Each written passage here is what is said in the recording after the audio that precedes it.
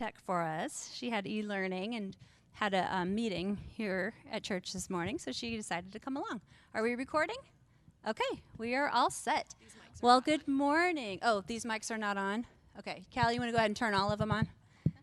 Okay. Hello. Now we're on. Not this one. Okay. Thank you. Maybe just the volume when we get a chance here. Well, good morning, everybody, and hello to our friends watching online. We are here at Real Moms this morning having a panel, which, you guys, I did Real Moms as a volunteer and just an attender for 12 years or something, and this is one of my favorite things, when we have a panel of experienced moms to hear from. And so they're going to be sharing some ideas with us and some thoughts. And also, usually at the end of each semester, I ask you for your thoughts and your questions and what do you want to talk about at Real Moms. So this is our chance today to talk about those things. And we have a sweet little girl, a sweet one with us this morning. She would like to share her opinions. And she always does, Jenny. Yeah, it's all good. I don't mean to ignore her. I'm sorry, honey. I don't mean to ignore her. I just want her to know that it's fine. We're good. We can keep talking. No big deal. She likes that position, I think. She likes being on her belly. Aw. So we are here this morning with some of our special friends, and all of our friends today are on our Real Moms team, and tomorrow too. So that's an added benefit of having our panel, is getting to know our team better too. And you guys, we are so blessed to have these women on our team and with us each week, sharing their wisdom and their prayers. And so they are a true gift to Real Moms. So thank you all for being here. I'd like to pray over our time this morning, and then we'll get started with some questions and answers. Father God, thank you. Thank you again for bringing us here today. Thank you for this time that we can be here together, learning and growing in you and in relationship with each other. Lord, I just pray that you would speak through these women today, and I pray that we would each hear some wisdom and encouragement, and that's what we would walk away with this morning. In Jesus' name, amen. I do want to say, at Real Moms, our goal is never to have you walking out of here feeling like you have a big long list of things to do. That is not our goal. So please don't feel like you need to take a bunch of notes and walk out with and go home and do all the things that they say. That is not our goal here today. My hope is that, everybody has different personalities and different families and different parenting styles. And so you might be dealing with something and you might hear something and go, whoa, I am going to try that today. Like, that is exactly what I needed to hear.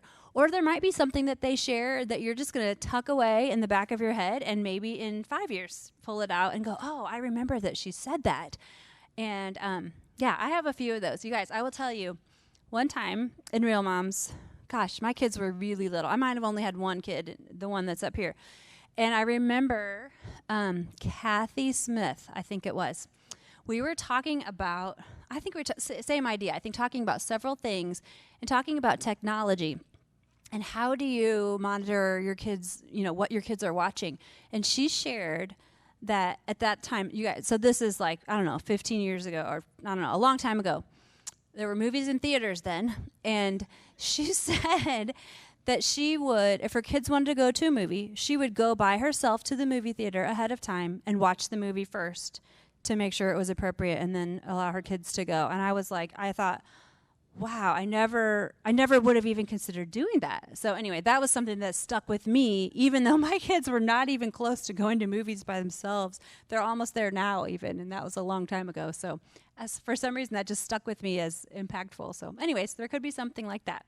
I will let our mom panel, moms, what did I say? Real moms with really good ideas. That's what we are today. Yeah, sure. I will ask our moms to introduce. Can you just introduce yourself? Tell us about your family, how old your kids are, and anything else you'd like us to know. Who wants to start? I'll start.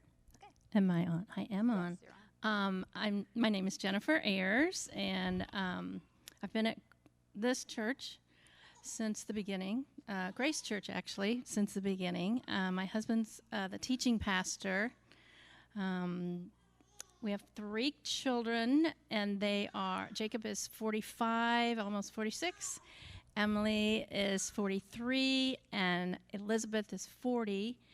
And they have 8 children between them, and they all live far away. My husband reminds me that we taught them to be independent, and so they live in Wheaton, Illinois, Menlo Park, California, and Colorado Springs. So that's me. I'm Linda Quigley. Is this on? Yep. Okay. And we have been here at Grace almost since the beginning. We were in the warehouse, and so we raised our children here at Grace. And I have 2 children. Erica just turned 35 years old, which is so hard for me to believe that I have a daughter who's 35. Not that that's old, but it seems old. Sorry. In fact, I said, you have to have an old gift. I gave her age-defying lotion with collagen just to start thinking about it, girl. She was not amused. And then she has 3 children. They are 7, 5, and 3. They are how I spend a lot of my time. And then Scott is 30. He's not married yet, but he is hoping to be someday soon. And they both live in town, which they're also very independent. But for some reason, Dave and I never lived anywhere where we had family nearby us. And so to think that my children live in the same town as me is, seriously, Lord, thank you. So it's a gift.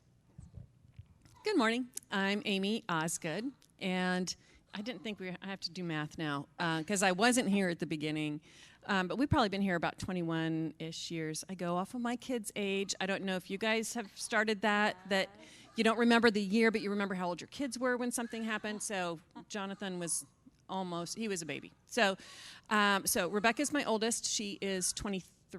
She'll be 23 in a few weeks, and my son Jonathan, or John, will be 21 a week after her. So that was not planned either. 2 years and 1 week apart. 2 little kids' birthdays 1 week apart. Joint parties, no, that's not allowed. Yeah, I want my own party. So yeah, there we go. Thank you. Well, let's start off talking about parenting. I get a lot of questions on our surveys about, I want to hear some parenting advice, some tips about either discipline or ideas that you would have, just parenting in general, or, I don't remember what else I said. Parenting. What can you share with us? I'm going to start and piggyback because I didn't write anything down. I figured, something would trigger me. And the first thing you said did trigger me in a good way. So one of the things that I really struggled with as my kids were getting older was Christian values, secular culture, reading, what do they read? What movies do they see? Should a good Christian see this? I was really a little caught up in some of that. And when you said that Kathy Smith went to the movies, so when my daughter was in middle school, the Twilight Saga had come out. Very big deal. I had several people say, that is trash. She should not be reading it. It's about monsters and blah, blah, all this kind of stuff. And she really, really, really wanted to read it. And it was one of the best opportunities. I said she could only if I was a chapter or 2 ahead of her. And then I would tell her if she could go on or not. But it fostered really, really good conversation. She would have been 12 or 13, and I would ask her, I don't know if you guys have read the series or if you're familiar, but so what do you think? And she's like, okay, Bella's really insecure, and he's so controlling, and I'm like, yes. So just when you debate, should I allow my kids to do this or not, don't be afraid to go first. Yeah, that's really good advice. Thanks, Amy. The thing that popped into my mind was not to compare my children. Right off the bat, Jacob was the perfect child, the perfect baby. Yeah, thank you, Lord. He slept. Nice. He took naps. As he got older, if you just looked at him cross-eyed with a stern face, he'd go, "I'm so sorry." And then Emily was born with her fist like this, and she didn't nap more than 20 minutes. And I thought, I'm gonna go crazy.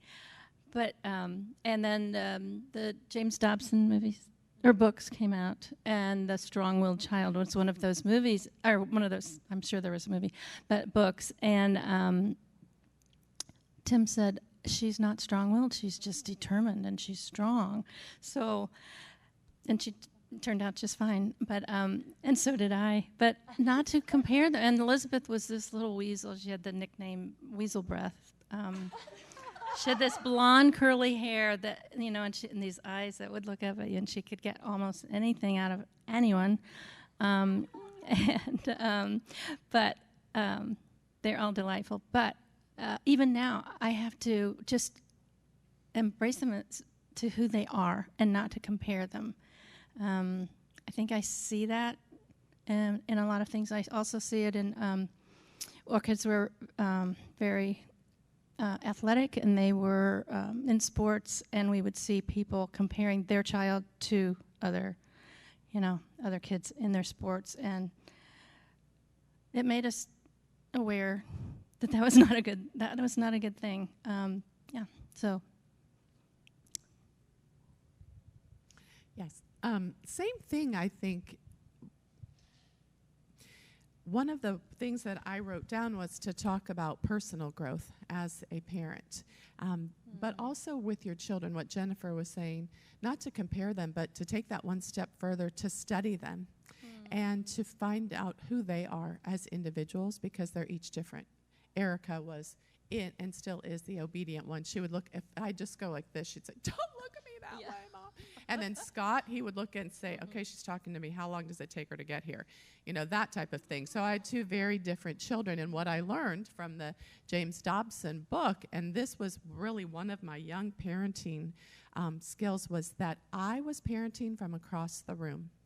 And that Erica, I could parent from across the room. Scott, when I started talking, I needed to be moving. Not in an aggressive way, not in a bad way, but I was serious about what I was saying. So each child took something different, but I did have to study them. So I knew that Erica timeout was enough for her, and Scott needed just a little bit more. But honestly, what I came to know then, and so I started to study them, and I read books like The Love Languages and Stormy Omartian's books, Praying for Your Children and Power of a Praying Parent. What started to happen was I started to change. I was growing. And really what I have realized, and I have the intention of talking to my daughter about this soon, is that the more I concentrate on me, the better I am parenting my children, because I am healing. We are all broken. We all have areas that just do not come naturally to us, and that's why we can't compare each other. But when I concentrate on me growing and I'm the best me that I can be, goodness flows out of that. I mean, they will learn. They watch you and they know, and then you are just giving them the best that you can. So instead of who I want them to be, it's who I am going to be, who I need to be. And still, at age 62, I am still growing and still developing and all of those things. So that's what I would encourage you, is to take some of the pressure off of who they are and just go, I'm going to grow. And so many great resources. So if you need any of those, the three of us and Kara have lots of ways to grow in that. Yeah, thank you. That's so good. And they're here, right? So that's one thing. You're here at Real Moms, hopefully growing too. Again, I didn't come prepared, so I was just going to use these guys. But I knew as soon as I'd hear them, it would get me thinking. I would agree. You can't compare. Everybody's different. We're different. It's about our growth. But in that, don't be afraid to let your kids see you fail. I think the more pivotal times in my relationship, and when I think about the relationship that I have with my children, and I know your kids are young, so it doesn't feel like it's a real relationship yet, but it comes, and it comes before you realize it. But one of the things, the more I was authentic with them, you know, if I lost it, if I know I overreacted to something that they did, to swing back around and say, I was out of line. Unfortunately, our kids don't get a lot of examples of what it looks like to fail, to brush yourself off, and to say, all right, boy, I butchered it that time, but I'm going to move on. And when you can include them in that, it creates a very safe place for them.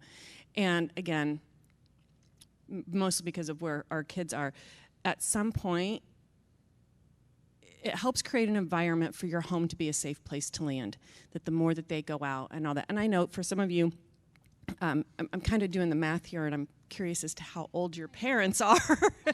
And no, they're not old.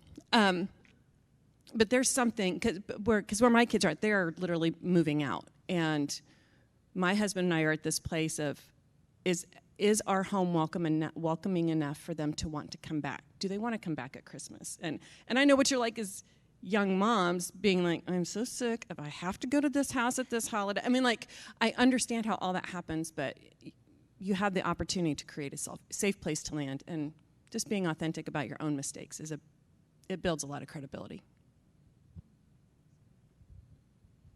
I'm curious, how old are your children? How old, I mean, we're talking 5 and under? Who has kids 5 and under? Who has kids 5 to 10? Who has somebody over 10? Anybody? So yeah. So mostly little kids in this group. And it's different, right here today. Some of the ones who aren't here today have teenagers. Some of the ones tomorrow have teenagers. Okay. Yeah. Okay. Because I didn't know if we were talking beyond your years or if this was, helpful. I don't have anything just yet. You said discipline on that. That's always a big one. Everyone's so different. I was raised by being yelled at. And so my mom had 4 kids. We were born in 4.5 years. She had a lot on her plate, and she yelled and screamed all the time. So that's how I started out parenting. That's what I knew. And then to the point where my kids were tiny. I mean, they were toddlers, and I was screaming at them from the bottom of the stairs. And I looked up, and I literally heard the Lord say to me, "You will never yell at them again." And I'll tell you what, I never did. He delivered me of that. Now, let me tell you about that. That's not a great thing. Like people say, when you're delivered of something, it's the Lord couldn't move on in anyone's life unless that was gone, because something needed to happen differently, and I'm grateful for that, to the point where my kids will say, "We've never heard you yell." And I think, oh, yes, you have. And somewhere down there, you remember that. But so then I had to really explore discipline. How was I going to discipline if it wasn't domineering these kids? And I know that I still get angry, but it wasn't, my outlet wasn't going to be through yelling anymore, because that's how the Lord deemed it to be. So there are some, but I could still feel anger rise up sometimes. So there's a couple things that timeout was a big one for me. I needed the timeout, right? I need to de-escalate. So they would go into timeout. That worked great. But often, what I figured out is often it was because the two of them, when they're little, were, scuffling together. So I started making them sit in timeout together on the couch. And all of a sudden, I would hear giggle, giggle, and they would just kind of work it out. And also then when we moved into a house where they could have had their own bathrooms, but I had them share bathrooms, because they're a boy and a girl. They're 2 years apart and different. They didn't have to share very much. So the idea that you actually foster engagement with your kids and with your family, even when it's not going well, doesn't seem like a form of discipline, but discipline is development. It's not punishment. Punishment is very different than discipline. Discipline is because you want a different outcome than what is happening right then. So if you can think of that, and you get very creative for your personality, for your kids' personalities. I'll just share 2 quick things really quickly that I did later. But when they got to the age where they could be doing chores, and it was like, Scott, could you take out the trash? Take out the trash. Then he'd run and hide. But I really wanted him to take out the trash, put in the trash bag, and get the trash bag back. So what we started was, when I asked them to do something, they had to come back to me and say, "Is there anything else that I can do for you, Mom?" Yes, that's a great idea. Yes. And so then they weren't hiding from me, and I wasn't mad because I had to ask them again. And then it was so great, because then that was the last thing I'd say, "No, that's all I have. Thank you so much for asking." And to this day, my kids will say, "Mom, is there anything else I can do for you?" And so it just fostered that other thing. And then the the other thing was my daughter was very mouthy. She is obedient, but man, that girl has a mouth. She still does to this day. And we always said if she was born in the 60s, she would have had a picket sign in her hand, because that's just the way she goes about life. And so I don't know if you guys have gotten there, but I would just feel it rising up when she'd come in and just not be respectful. So I started, you can leave the room and come in and start over. And I wouldn't say another word. Or I'd look at her and say, you can start over. And that helped me. It didn't help her. It helped me not to rise to the level, because girls can make a woman crazy in there, you will just feel it, like, what's happening here? I'm an adult, she's a child, and this is going so badly. But if you can help yourself to de-escalate. So those are just a couple of ways that I helped me, again, self-development, become a more developmental mom. That's what I want to do. I want to develop my kids. And those work, because she told me those same things when my kids were super little. And to this day, I'll watch my kids go, can I start over? It's fantastic. What I would have to say about discipline is sometimes discipline is harder on us.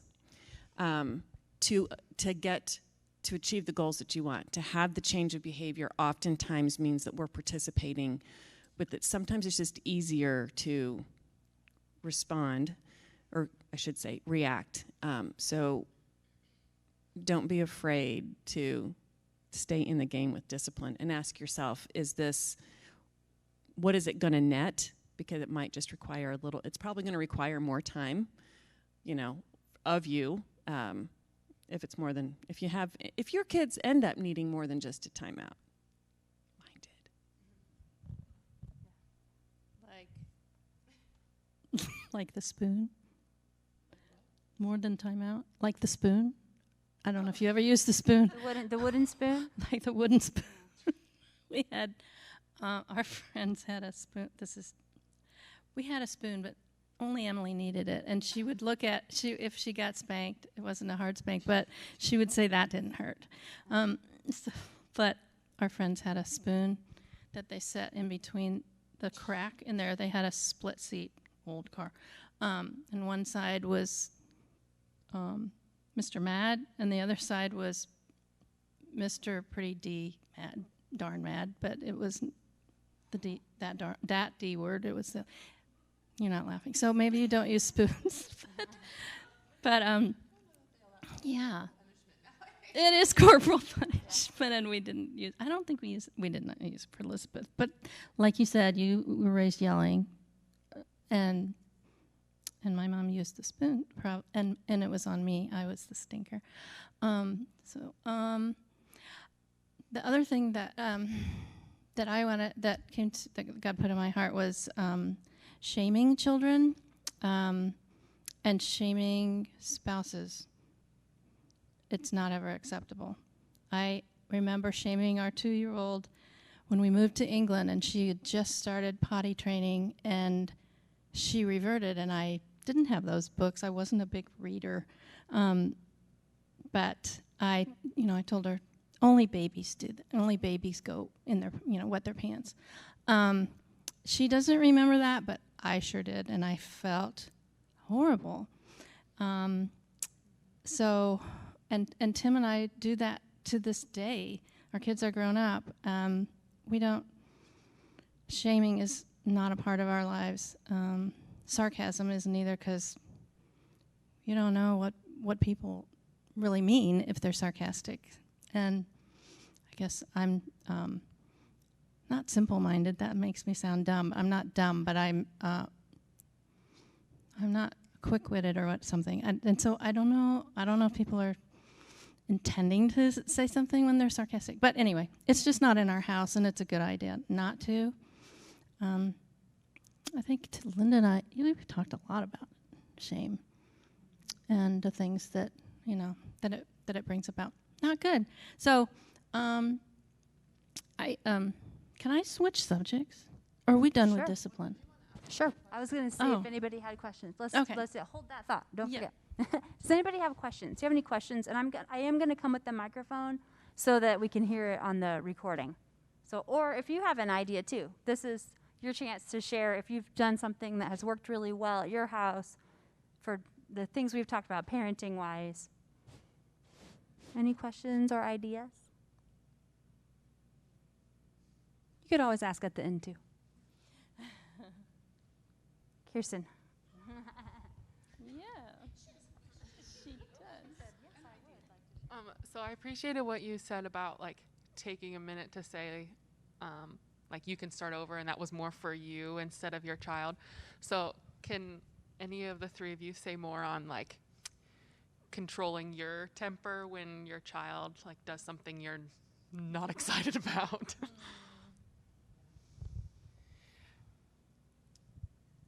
It's okay not to talk.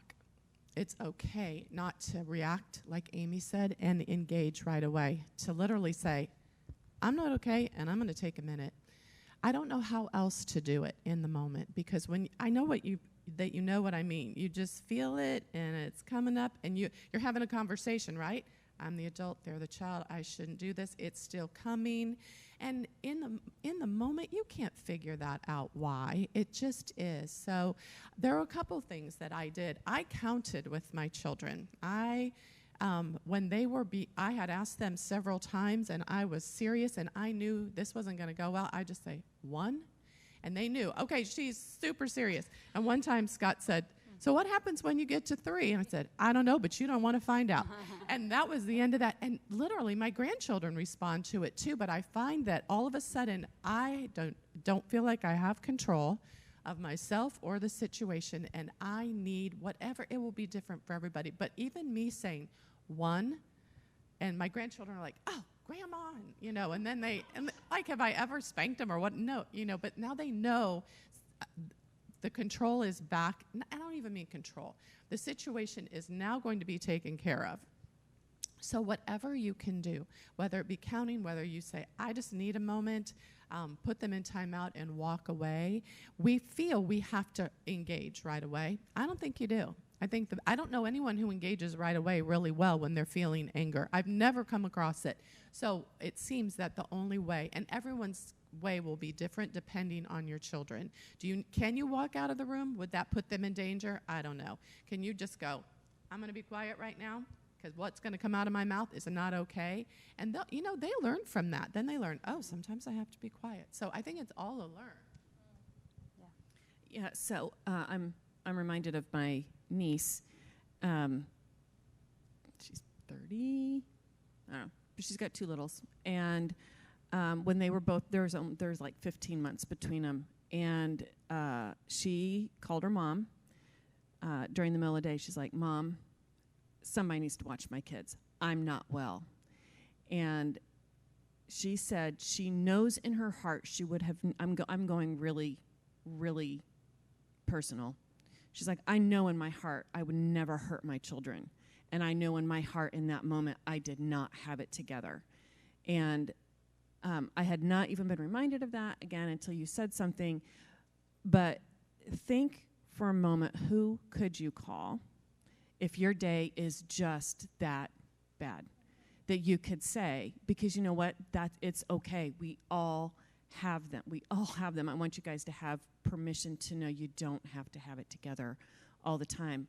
I know in our neighborhood, even if you don't know a neighbor very well, I know in our neighborhood, an older child was sent over to one of my neighbors and said, Miss Jennifer, my mom needs a lot of help right now. Can you watch the baby? And she walked over and sat with the baby while Mom went for just a little walk. Came back and she was fine. It's just sometimes, and I know it happens, we feel like we don't have space or we can't breathe or catch our thoughts. And just to know there is no judgment in that, and be thinking of who you can go to when you get that down. And those are the ways that you find God's grace in that. You find your own growth. That's what it means to take care of yourself. And so don't be afraid to ask. Yeah. Don't be afraid to ask for help. And you know what? I would even say offer that. You know, like if you know you have a neighbor that you would like to get to know better, or there's somebody nearby that you have a relationship with that, you can tell. You can tell sometimes when somebody's struggling. Offer that help too, and just say, hey, you know what? If something ever happens, if you need a moment, you can call me. And I think that's how we work together. That's the body of Christ, right? That's definitely what God has intended for us. And I would say something else that Amy and Linda bring out too. They didn't try something and it worked the first time. They have many, and me too. There are many years of trying something and it maybe worked for a while or it didn't work. It's okay to start over. Like she just said, it's okay to try something and decide, this isn't really what I thought it was going to be, or here's something else and try something different.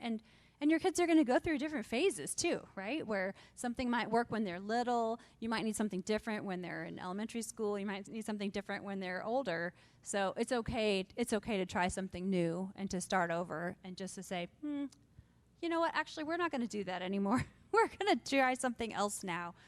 Because it's not always going to work the way we hope that it does. And I was going to say something also. What did you say? Oh, chores. I have a chore idea for you that worked for a while at my house. We haven't done it.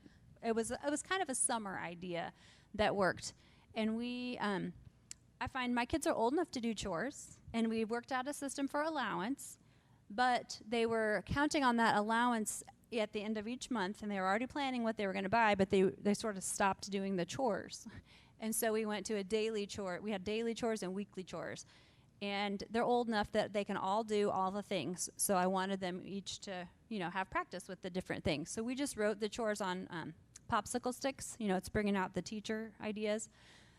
We wrote each chore, and the kids helped. What are the things that need to be done each day? Empty the dishwasher, maybe vacuum the kitchen or sweep the kitchen, empty the cat litter, pick up the living room, straighten up the living room, and I don't know, maybe. But we had five chores, 5 or 6 chores, and there are 5 of us in the family. And so everybody drew one, after dinner each night. Everybody draw a chore, and Daddy too. We all did a chore.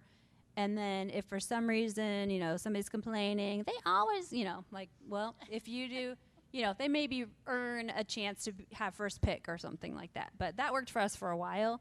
The chore sticks, and then they just knew this is expected. And the conversation we have at our house is, this is a family. We are a family. We all work together to get the things done. It's not my job to serve everyone while you sit there watching TV. We are all working together. And I said, well, some people like to clean, but normally nobody really wants to do the hard work. It just has to be done. And so, trying to give them that idea that also when you, my mom used to say this to me, someday when you have your own house, you can decide how you want to clean the house. But while we're here, we're all going to work together, and that's kind of our theme. We all do this together.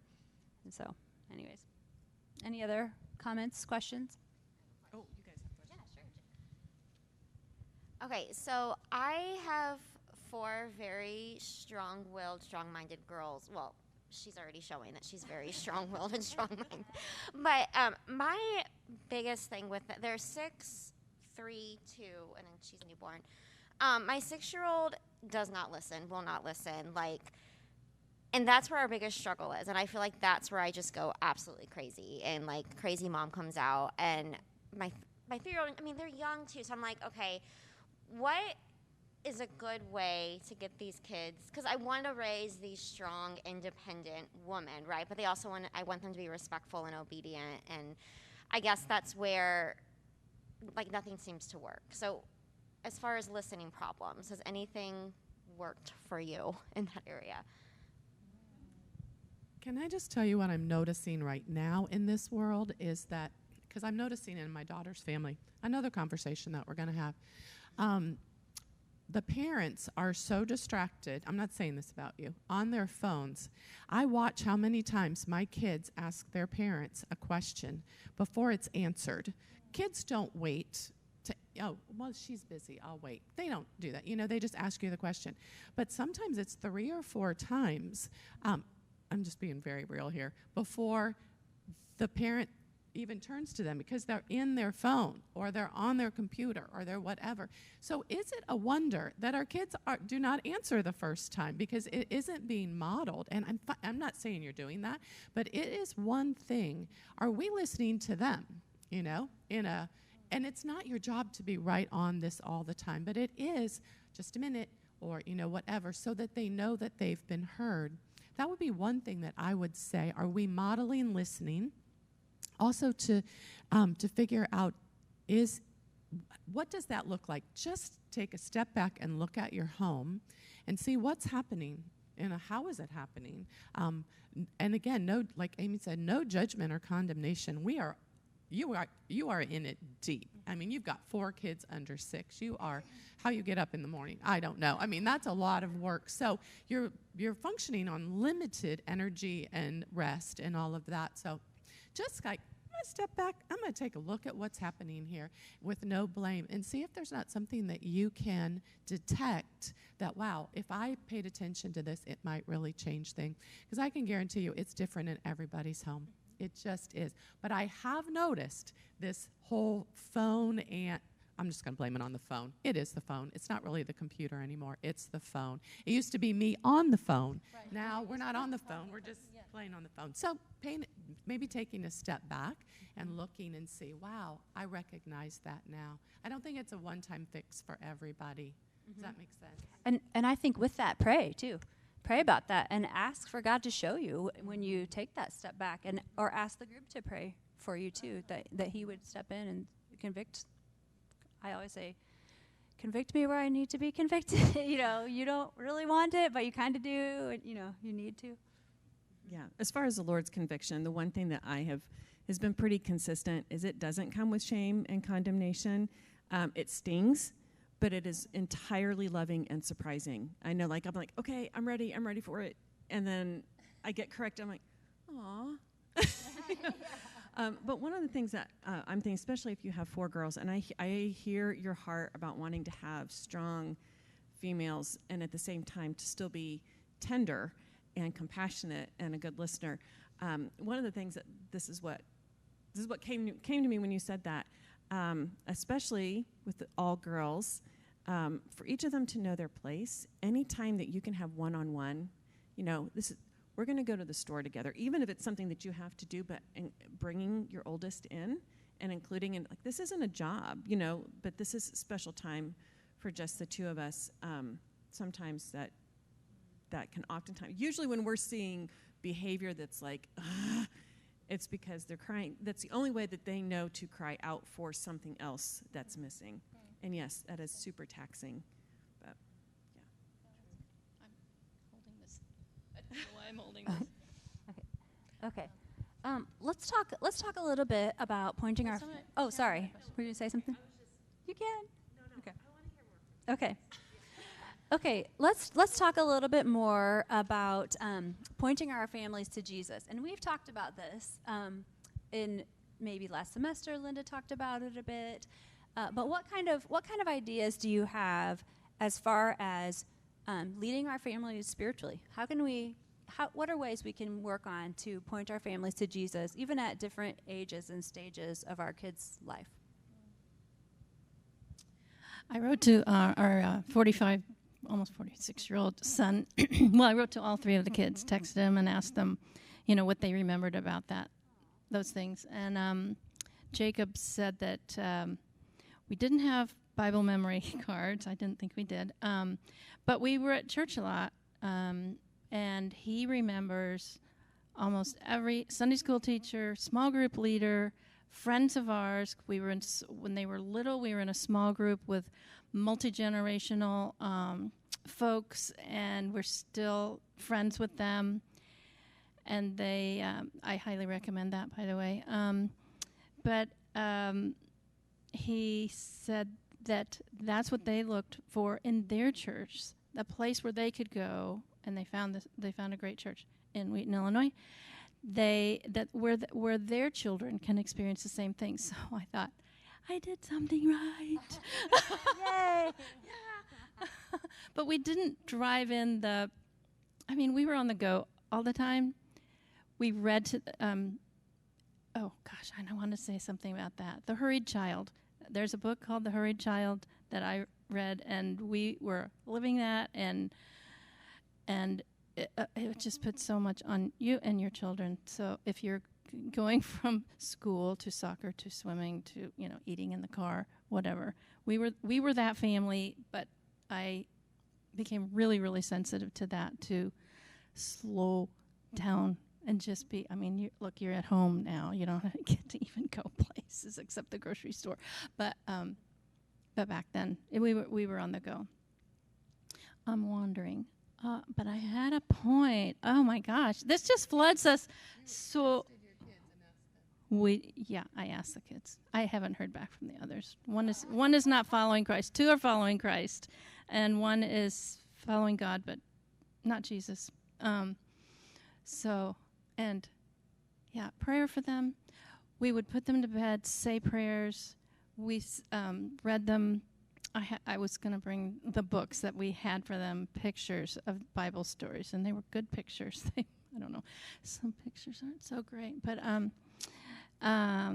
we would sing to them. We sang a lot of scripture, that's what Jacob remembered, a lot of song about God. And we'd sing it with fun. Yeah. Along with that, what Jennifer was saying, what I really didn't know then when they were little that I know now is that I wanted my children to make their own decision to love Jesus. So what does that entail? If that's the goal, then what are the action steps now? The action steps are that they know who he is. They don't necessarily have chosen him, but so through books and music and TV shows, and we went to church every week, and they went to where your kids are right now, so that I could go to a mom's program.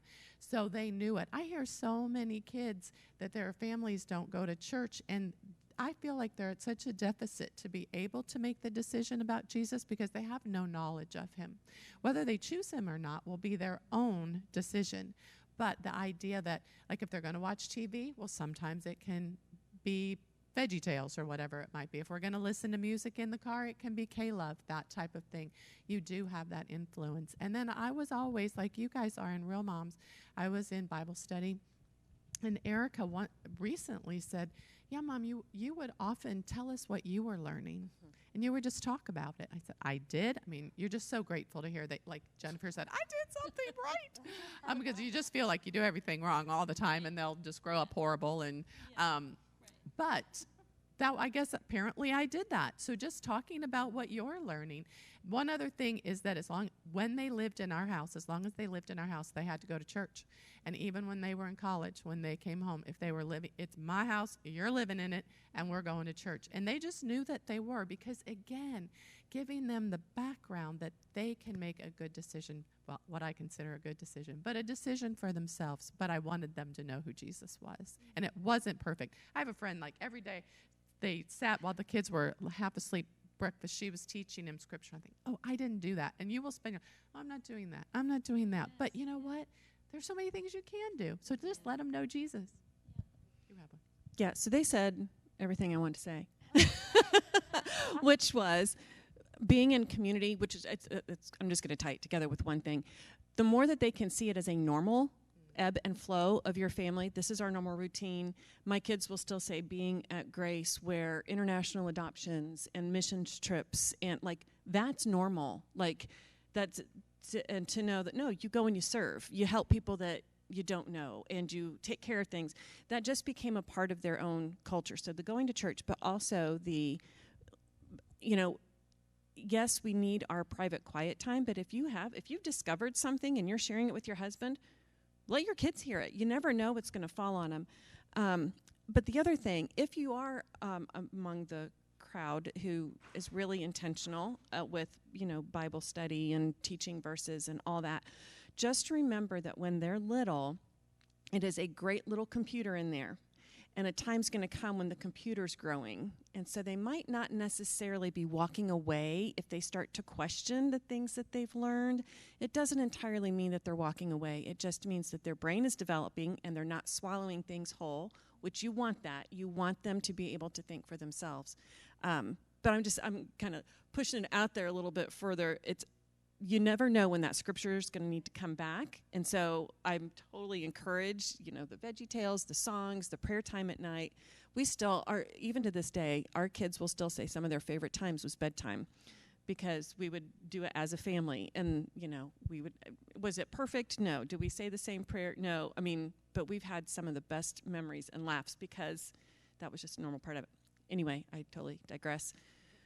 But whatever gets planted in there. Just because it's not coming back out their mouths when they're older doesn't mean it's not there anymore. So just remember that. And serving. So I'm going to use a perfect example here this morning.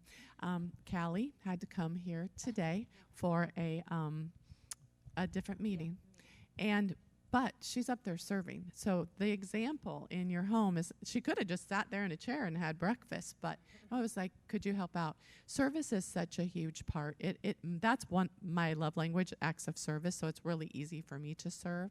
But to teach that, like we have always, since our kids were little, they served with us. We went to, if they were older than the kids in the room, they could serve in that room, and that was allowed here at Grace. So serving together, such a great way to share your faith with them, and it's just invaluable. And thank you for this expression of that today, because Callie doesn't even realize how important that is in her life, but you have set up your family that way. It is a natural, and so just little things like that. Yeah, and she was happy to, right? She was excited, actually. I said, you can help. And she said, okay. So thank you. Yeah, good. Any questions or thoughts from anybody? Okay, we're sort of going a little long on time, which I think is totally worth it. But the last topic that we were going to talk about is just mom hacks. Or that's the phrase that I'm hearing. Well, what about mom hacks? You know, share some ideas or tips that you might have that we might not have ever heard of before. And I mean, we could all, search this up online or something too, but is there anything that you just have done at home that's just a great idea and someone might go, oh, I needed to hear that? I'm going first. No, I'm kidding. I had this one written down because summer's coming. You are not your children's playmate. I'm just going to tell you that right now. You are not your children's playmate. They might, you're right there, so they would naturally choose you, right? And it's great to play with your kids. But I want to foster boredom, because when they are bored and you don't fix that for them, then they become creative, and they do not become creative and independent until they have to think for themselves. So yes, it's great to play with them. It's great to sit down with them for a while, but you have a big job to do. You have a home to take care of. You have meals to make, and you don't need to be spread that thin. So say, this is what I'm going to play, and then when they say, I'm so bored, say, and walk away. Don't even give them any ideas. I watch my daughter do this with my grandchildren, and I didn't do that as well as she is. She has a time that she plays with them, but boredom creates creativity and independence, and we don't necessarily think that I'm home with my kids, I should play with them. No, you are not their playmate, and I feel very strongly about that. And you just got permission, and I think that's awesome, right? I was like, I just got off the hook. And I think you were the one who gave me this suggestion before. If you're looking for something really practical about the whole summer thing, especially in the winter when they're like, oh man, I wish I could, whatever, when the weather's better, write it down, start putting it in a jar. What I did, and again, this is when by the time they got older, but there would be a jar of when you got bored, you could go and pick something out of it. But also in that jar was clean the toilets, run the vacuum. Like it was a potluck. And so, so if it got to be like, they'd start to say, I'm bored, well, you could go to the jar, and I'll come up with something on my own, just because they were afraid of what they might pull out. So it can work both ways. You don't just put the good ideas in there. Put in service. Go and meet a new neighbor. Something. You can be really creative with that.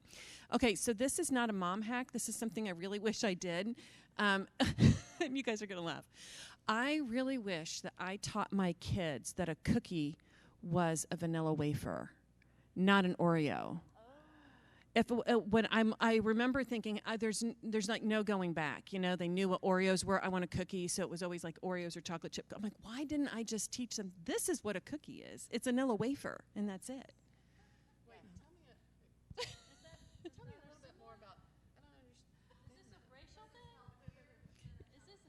It's because it's a little healthier. It's lower sugar. It's that's all. Thank you. Oh, no, it was not that deep as like. I thought there was some big, huge spiritual thing to that. Oh, no. No. I actually remember posting on Facebook once where I'm like, why didn't I teach my kids that this, like a rice cracker, that's a chip. That's a chip. I wish I would have done that. Chip. Not with sour cream and onion. Is that what you're saying? Yeah, graham crackers. Yeah. A think there was a commercial. Wasn't it like Fig Newtons? There's like a, yeah, they knew about that. Yeah. Fig Newtons, I think they call cookies on commercials, right? Oh, fun. I'm trying to blank. I'm sorry. It's been too long.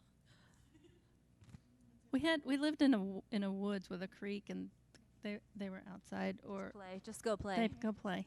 Yeah. Yeah. I agree. But my granddaughter did call. My 4-year-old called, and she said, "Oma, I'm bored." And I went. called I did you? that thing. Yeah. Well, her mom did, but and she put. I want to talk to Oma. I'm bored, and I went down the list. I said, "Have you done? Instead of I don't know. When you're there, you could have put something out in front of her, but." Have you had a dog show with your puppies, with your stuffed animals? So that worked, but I'm drawing a blank on those ideas. Yeah, go play was always the. That's good. We are now reaping the benefits of neighbors. Neighbors and play outside. We love that, and we kind of along the lines that you were saying, Amy, about this is normal. This is what we do, and we're trying to model for them healthy behaviors, just in everything, in eating, in exercise. Now, okay, mommy's gonna do a video, a fitness workout in the basement. What are you doing for your active time today? And I'll say you can go outside and play, or something else, and they are going to choose go outside and play. But we do make a priority to get outside and to do something active. And even, sometimes they just want to go outside and sit. We have one of those like camping hammocks that they put in different ways in the trees, and they love it. They might just sit there and read outside, which is great, but that's different than active time because that's not very active, but it's good. So we're kind of trying to, as they're getting older, kind of modeling some of those things that we value, that we hope that they continue on their own, healthy behaviors. I thought of one more. Okay. This is we ate together, and as busy as we were, we ate together. I cooked most of the meals, and one thing that my parents taught or my mom taught was you thank whoever's at the table. So there was a little thank you for excuse me from the table, please. Thank you for a good meal. Down, please. And my grandchildren say that, and it's so cute. But to thank the person who took the time to cook that and to prepare it, and we made it fun, and I felt appreciated. They just lingered at the table a little longer instead of just going, I'm out of here, I'm gone. And I don't know how long that lasted, but probably didn't say it when they were 15, but but it was fun. Yeah. I love that too, and I think that's been something that studies have shown, that family dinners together are good.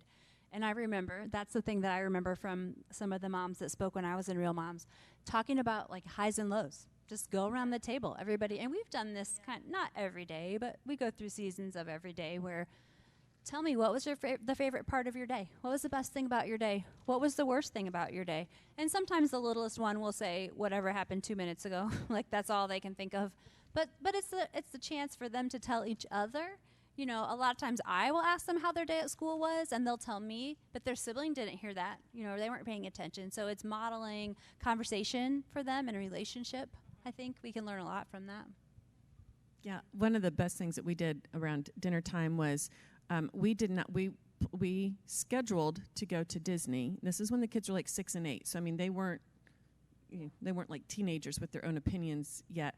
But leading up to that, at dinner time, we had it was a Disney book, but we would read several different things, and everybody had a number system. A 5 is a must-do. I definitely want to do this.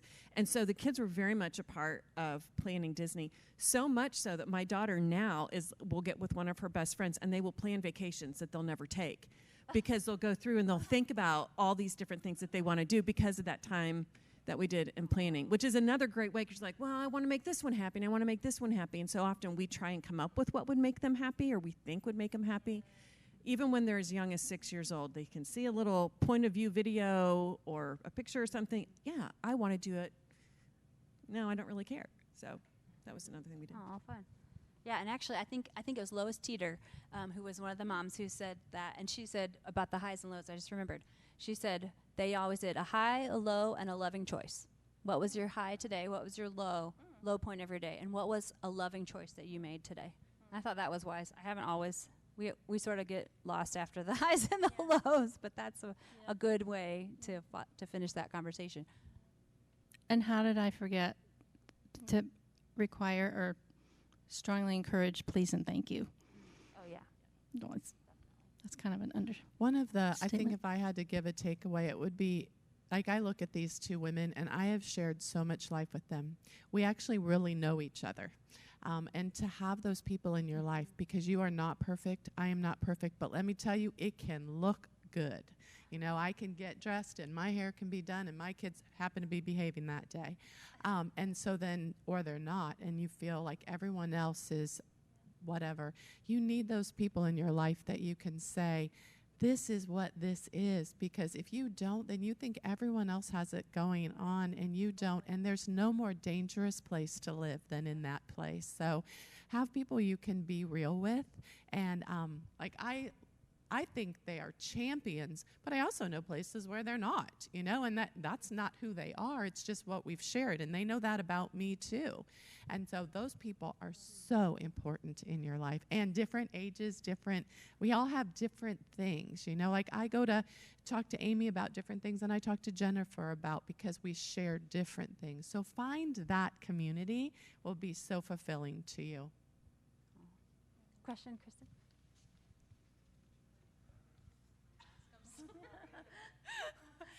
You guys talking about dinner, I love that, by the way. You guys have had a lot of great things to share today, so thank you. But dinner for us tends to be a struggle because I try to make it like a healthy meal, and it's not always well received. And so it's just the struggle of, my oldest is 4, and she just doesn't like whatever I make. So, and then it's the battle of, and like the internal struggle I have because she'll tell me she's hungry and there's food in front of her. So you just instantly feel like, okay, if you're hungry, you're going to eat this. But then internally I'm like, well, I don't want her to go to bed hungry. You know, we have food. So do you guys have any tips with food struggles and, I don't know, any words of wisdom? I think ours was take 3 bites and then you're excused. But, you know, if she refuses to eat anything. I have a grandson like that. Our son and daughter-in-law said he's eating lasagna only. Okay, lasagna. But they prepare very healthy food, but that he would turn his nose up.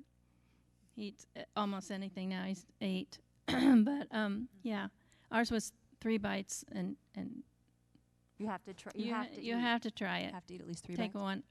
Take one bite. My neighbor just asked me this question yesterday because her son is 2 and just started not eating things. She's like, "What? You've always liked blueberries. Where did this come from?" And I told her the truth. All 3 of my kids went through a phase about that age, about 4, I think. I said, "Gosh, I think it started a little older than 2, where their taste buds change." This is what my mom always told me.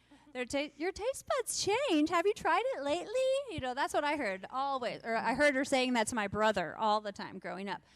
But I feel like they all had, it must be maybe a developmental thing. I don't know if anybody knows for sure, a phase where they do start getting a little bit more picky about things, and then they all grew out of it. Like they went through a couple years of not eating a lot of different things, and we did the same thing. You have to eat. Oh, with my oldest, it was negotiating every single meal. How many bites of this do I have to eat? How many do I have to, Mom? And you know what? She would do anything that we said. And so we just kept upping the number. Or we would say, you know, I would just push it over and say, okay, this much, you need to eat. You know, you don't have to eat all of it, but you need to eat at least this much. You know, divide it on the plate, and you have to eat that much. And she would always do it. And then my second one would just wait. Like it was a waiting game. She could sit there forever. And this is what my brother did as a kid. Sit there forever at the table until she knew that we were just going to leave, and she would just sneak away eventually. Or she'd go to the bathroom for an hour and hope that we would just forget that she was supposed to be eating her dinner. But I will tell you, my brother went, 5-6 years with eating only peanut butter and jelly and bell peppers. He ate I mean, a lot of kids don't like that. He ate green peppers, but he wouldn't eat, and chicken nuggets. And that was it. He didn't even like pizza. And today he cooks all kinds of ethnic food and stir fry, and he's fine now. He likes lots of food now, but it's definitely a phase that they went through. And so I think just knowing that they're going to come out of it, they're not going to be, it's not going to be that way forever. I do know a lot of kids who have texture issues and sensory issues with food, and so that's something to ask the pediatrician about or read a book about to see if that's what it is. But I will say, yeah, there's definitely something to, there was a generation that said you clean up every bite of food on your plate, and that's how my parents were, and my grandma would, you will eat everything on that plate because that was put in front of you. I don't know that sets up healthy eating later in life, but there is something to, you have to at least have this much, knowing that you've made a healthy meal and they normally eat it. Like, why are you not eating it? And sometimes my kids have gone to, actually they do very well eating vegetables, and so I'll just often always have raw vegetables, and I'll give them the choice. You can eat the cooked whatever I made, or you can have raw carrots or whatever they can grab that's already prepared. And that works, at least. And I tell them, you have to eat a vegetable. You have to eat some kind of protein, just so they're learning that as well as they're getting older. And so we kind of do that. We don't make them eat everything. Sorry. Yeah, I think this is one of the hottest topics because you could ask a million different people and get a million different responses. One of which, when my kids were little, I was a short order cook. I was so freaked out about them and then I have some friends, I am not a short order cook. You eat what's been given to you. And I will also say, as we have developed and grown up, we are learning more things about health and texture and habits and things. So the things that I would say, don't be afraid to keep trying things. You're not failing. She's not failing. He or she, I don't know. You said she. She's not failing. But I don't even know if you remember saying this in the last year or so. Someone had said to her, just because it's good for you doesn't mean you have to like the taste of it. Sometimes there are things that are good for us that we don't like, but it's good for us. So sometimes that's the case with food. And there was something else I was going to say.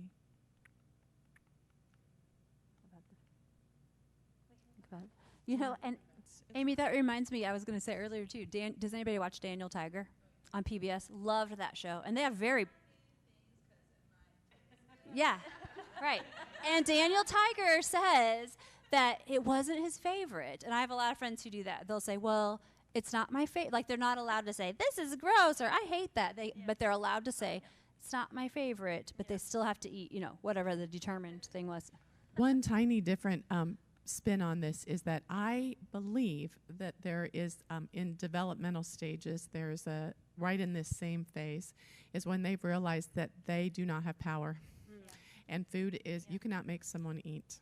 And so it is this, they don't even consciously know they are struggling for power. And I watch in so many families that becomes power struggle. So that's what you really want to avoid, is that this is a power struggle. For me, it was easier because again, anger was my go-to, emotion. It was easier for me to say, this is what we're having. We'll be eating again in 2 hours. We eat breakfast, lunch, and dinner, and we eat 3 snacks. If this isn't what you want, you can eat again the next time. Now, I also took into consideration what my kids liked to eat and didn't like to eat, but I didn't cater to them.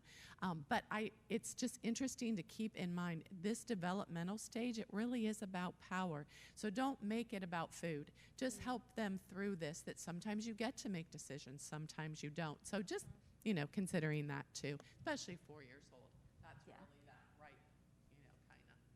Yeah, and that's what I remembered I was going to say, is it it's almost always not about the food. It's either about the power or, and it just fell out of my brain again. Thank you. Decision. Control. Yeah, it was about the food. It's to pay attention to the other things that you're teaching. For instance, a scarcity mentality. Right. You clean everything, you eat everything. Well, then whether you like it or don't like it, then I have to, yes, it's always bigger than the food. Yeah. And how can you not eat this when there are starving children? There are children starving in Africa. Yeah. While you're getting to her, that was what my mom said to me all the time. They're starving children. And I remember where I was sitting in my house when I said, well, I will mail them my crust, or I will mail them whatever was my response. So, yeah. I'll add to that I realized a while ago that I was putting too much on their plate, like an unreasonable amount. And so I would struggle with this. Oh, you need to clean your plate. And finally came to the realization, well, maybe if I just put a little bit less on there, a reasonable amount that a 2-3-year-old would eat, then I don't have to feel stressed about them cleaning their plate. I know, okay, they can eat 2 or 3 bites, and that's all I put, not a whole helping. So it feels good to them that they've accomplished eating their plate. And my children are also very motivated by snacks and dessert. And so if they do not finish, they don't get snacks and dessert later. And now that they're older, the deal is if you don't like I only making one meal. So if you don't like what I made, you're going to make your own and we're done. We're not having this discussion. But sorry, I want to add to that. And then a hack that I thought of that I really enjoy is I keep laundry baskets in my van. Then when I go grocery shopping, I put all the groceries in the laundry baskets. And so I'm not taking 20 trips back and forth into the house. I just take the laundry basket, put it inside. Saves me some time. So love that. Been ever since I learned it, been doing it and love it. And then a question I have, sorry, I'll give you the mic. I was wondering how you foster or build strong relationships with your daughters. Mine are 6 and 7, going on 17, and they just want nothing to do with me. I'm like trying to, hey, let's play a game together. Let's go to the grocery store with me. Let's go do something fun. And it's just like they either ignore it completely or they're just like, no, I want to play with my friends. I want to play with my games. Like they don't want to have deep discussions with me. And I know part of it is burnout just from school, or I know that they need that wind down time and I try to give it to them. But then we get into like the evening. Okay, now it's time to cook dinner. And like what you were talking about, Linda, like I tried to look inward into our house. Like, okay, what am I doing that maybe they're modeling this? And, I will take some responsibility. I know a lot of it has been, no, I can't do that right now. I have to do the laundry, or I have to do the dishes, or I have to cook this meal, or I have to go get this ready. Or so I know there's been a lot of that in the past, but I also feel like I just want to build a relationship with them, and they just are like, they're over it. They just don't even want to spend that time. So how do I focus them? The first thought that I have, and this is wherever you can get into their world. And you might have to invite yourself into it. Watch what they're doing. Can I join you? Or tell me about that. What are you, just stepping in those little ways rather than it feeling, because for them to feel formal, oh, mom's asked me to do this, there's power in saying no, getting into all that. Even if it's, okay, I could not stand Bakugan. You guys probably don't even know what it was. It was they were these toys that my son would endlessly talk about. Couldn't care less. And I found if I were to go and sit with him and ask him just a couple of times, tell me, what does this one do? Okay, so what does it mean when this happens? And then he could talk about it. And then there was kind of an end to it. And for me, that created something. He knew I took interest, and I could go to him. But that's what I'm saying. Even if it's something you really don't care about, stepping into their world and taking an interest in that's my husband and I both ended up listening to music that we didn't like because that's what our kids were listening to. And it was a way that we could communicate about things. And then we could be like, okay, but hey, mom's driving this time, so it's going to be K-Love or whatever. But finding mixes of just stepping, I'm repeating myself. You heard me. And it makes me think of, too, this is different than what Amy said. When we do bedtime at night, we tag team. My husband goes with my son, I go with my daughter, and we have that individual relationship building time with them. And so I feel like that has really helped us, and it's a chance to pray together, ask her what I could be praying for her, and just, I might ask her, make it short, tell me something that was good about your day, or hey, you said you had a field trip today, how did it go? Or just that one-on-one time that it's just part of our daily routine. And then if I sort of feel like at some point, if we need to build the relationships the other way, we would switch, and I would spend a time putting my son to bed, and my husband would put my daughter to bed. But I think that has been a good relationship building time with us. And also, I would say, try to figure out their love languages and make sure you're loving them in a way that they feel loved. And maybe you might even have to try different things. Like some of them, it's physical touch, so you might want to try, giving them a hug or a rub on the back or, a word of affirmation, an act of service. I did this for you, or, all the different, try different ways of loving them and see what they respond to, maybe. That's my thought. Also, developmentally, again, I'm the developmental one. At that age, they are starting to figure out that they are a woman. And you, believe it or not, are the competition in the room. So they look at you and they see, wow, she's got it all together, or I don't like the way she does that. And they're starting to look at those things. So you kind of become, it just seems weird, but it's because they are moving into becoming a woman, and you're the one right there. They don't do that with their dads because he's not who they want to become. But so they really start micro looking at you, and some things are great and some things aren't. So I had a difficult time with my daughter where she literally just kind of stopped talking to me. And I realized, because I was trying to tell her all the things she should do and be doing and, whatever all the time. And I consulted the Lord, and he just told me to stop talking. So I did stop talking, and I would just listen to her, and I'd shake my head until finally one day she goes, "Mom, would you please just talk to me?" I was like, okay, now we're back to balance, and we rebalanced. And then I realized my goal in this phase of life was to be a good listener. Like Amy was saying, just to be engaged. But realize that, where are they? Oh, they're starting to become a woman. It's not that your first inclination is, I'm a terrible mom. My kids don't like me. I'm a terrible mom, because that's what we always go to. But no, where are they developmentally? What would they be needing to know right now? What might they be thinking about me right now? And look at it that way rather than that you're a bad mom, because you're not a bad mom. Linda told me this when my kids were little, too. Because one of the things I remember her saying is, especially as they start to get into the elementary school and all that, we know we're competitive, right? And they get competition everywhere else. So hopefully they don't have to compete in the home. And the example that I have is when Rebecca was in 4th grade. I don't know how old that would be. It was the end of the 4th grade year. 10. Okay, so you're a few years out from that. Thank you. But I chaperoned a dance that they had, like it was a sock hop for the kids who achieved their reading goals or whatever. And the music was so fun. I'm going to go out and I'm going to dance with my girls' friends, and we're going to be buddies and we're going to be cool.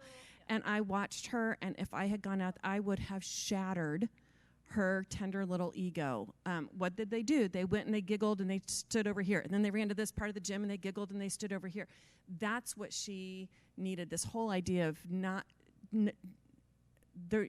you're not putting yourself in competition. They're putting themselves in competition with the mother figure, with the female figure. So, again, developmentally, it's really accurate. Thank you. Well, I do want to give you some time with your small group as well. I know we're running short, but can we thank these ladies for sharing this? I just want to clap because, yay. Thank you. What a gift it is that you are here and you can be part of Real Mom. So I really appreciate it, and we all do, I know. So thank you. I'm going to let you have some time in your groups. So enjoy. And you know what? You guys, they're here every week. So if you think of something next week that you want, absolutely, we have this wisdom to share. And this is how, like I said, this is the body of Christ, and this is how we learn from each other and grow together. So